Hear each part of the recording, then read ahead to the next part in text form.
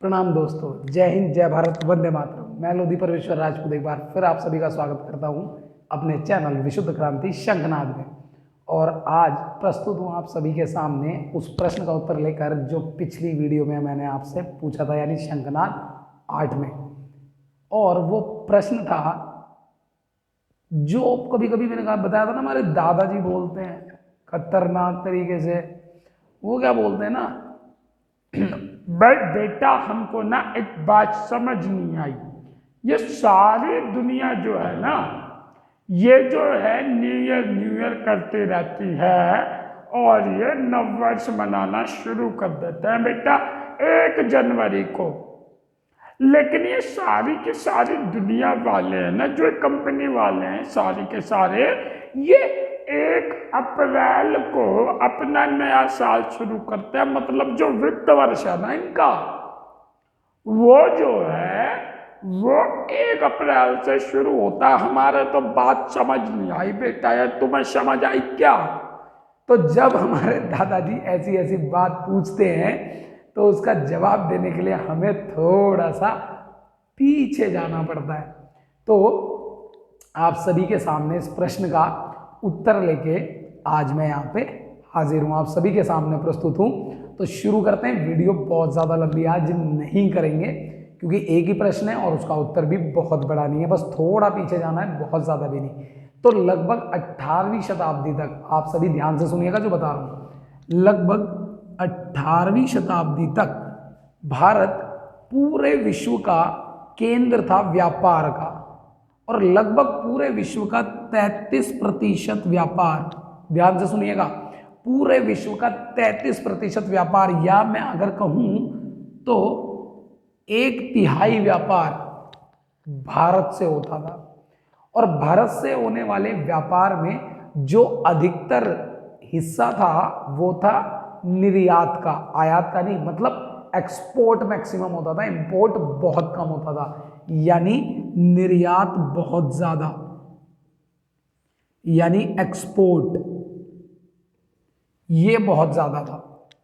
भारत की वस्तुओं की गुणवत्ता इतनी उच्चतम थी कि उन्हें लेने के लिए सीधे सोने के साथ बात करी जाती थी।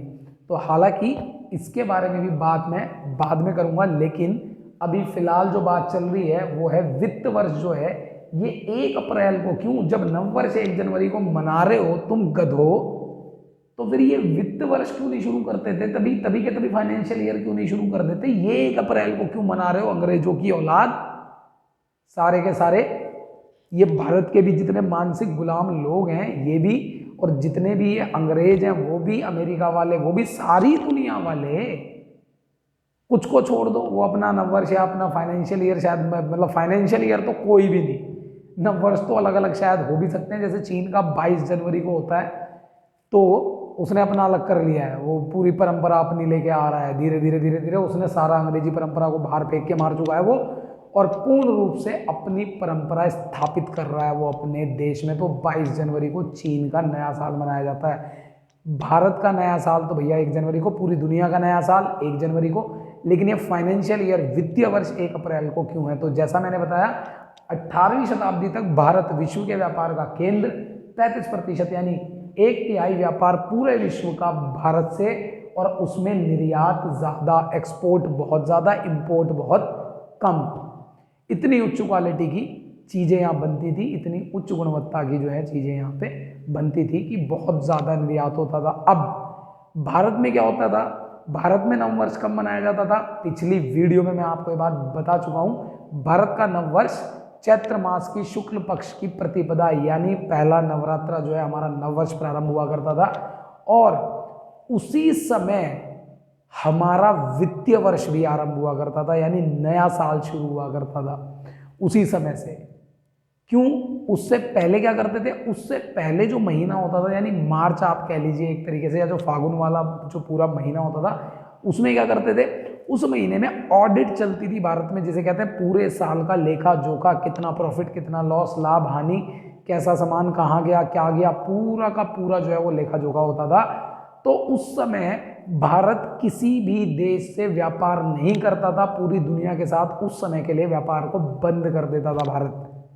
अब सारी दुनिया के साथ समस्या ये थी कि भारत ने अगर व्यापार बंद कर दिया, तो मैंने कहा भारत क्या करता था, मैक्सिमम निर्यात अधिकतर होता था, तो वो सामान आ नहीं रहा, उनका काम चल नहीं रहा, तो कहते थे अब क्या करें भाई इस फागुन के महीने में, मतलब अब उन्हें तो फागुन नहीं समझ आता, उन्हें तो मार्च समझ आता होगा, कि फागुन के महीने में यानी मार्च के महीने में वो लोग भी बैठ के ऑडिट करते थे, और आज तक वही परंपरा चली आ रही है कि आज भी सारे के सारे जितनी कंपनियां हैं पूरी दुनिया में देख लीजिएगा, ऑडिट जो होना शुरू होता है वो मार्च के महीने में चलता है, और 1 अप्रैल से वित्तीय वर्ष शुरू होता है। कारण यही है कि भारत का जो नववर्ष है वो इसी 1 अप्रैल के आसपास पड़ता है। पहला नवरात्रा 1 अप्रैल के आसपास पड़ता है, वहीं से भारत का वित्तीय वर्ष शुरू होता था, वहीं से भारत का नववर्ष शुरू होता था। लेकिन ये जो गधे हैं, इनका नववर्ष जो शुरू होता है वो 1 जनवरी को शुरू होता है, लेकिन वित्तीय वर्ष ये आज भी 1 अप्रैल से ही शुरू करते हैं, क्योंकि सारा मामला बिगड़ जाएगा अगर इसको छेड़ा तो। लेकिन एक बार तुम इनसे पूछ लेना भाई, जरा ये प्रश्न किसी अंग्रेज से, किसी विदेशी से, किसी से भी पूछ लेना कि भाई तुम जो नववर्ष मनाते हो, न्यू ईयर मनाते हो 1 जनवरी को, लेकिन वित्तीय वर्ष या फाइनेंशियल ईयर तुम मनाते हो भाई 1 अप्रैल को, मतलब शुरू होता है तुम्हारा, क्या चक्कर है? तो ये मर जाएंगे, लेकिन इस बात का जवाब नहीं देंगे, इन्हें मौत आ जाएगी उस समय पे। क्यों? क्योंकि भारत का नाम लेना पड़ जाएगा ना भाई, कि इस चक्कर में है मामला यार कि भारत से व्यापार करते थे, भारत बंद कर देता था भाई उस समय व्यापार, तो हमारे देश में भी भाई ऑडिट ही चलता था, तो उसके बाद फिर 1 अप्रैल से व्यापार शुरू होता था, क्योंकि हमारा जब नववर्ष शुरू होता था तभी हमारा व्यापार भी हम शुरू करते थे, नए बही खाते शुरू करते थे।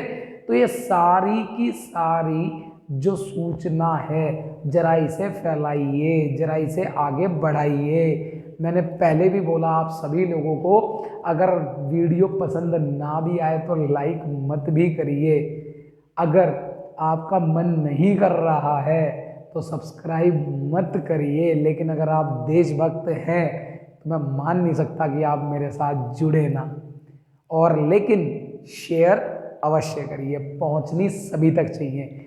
ये ज्ञान, ये जो मैं यहाँ से सूचनाएं निकाल के ला रहा हूँ आप सभी के लिए, ये सभी तक पहुँचना बहुत आवश्यक है, तभी भारत फिर अपने उसी, जिसे हम कहते हैं कि पुराना एक महान भारत का जो एक विश्व गुरु पूरा का पूरा वर्चस्व था, वो पुनर्स्थापित हम कर पाएंगे, प्रतिस्थापित कर पाएंगे यहाँ पे।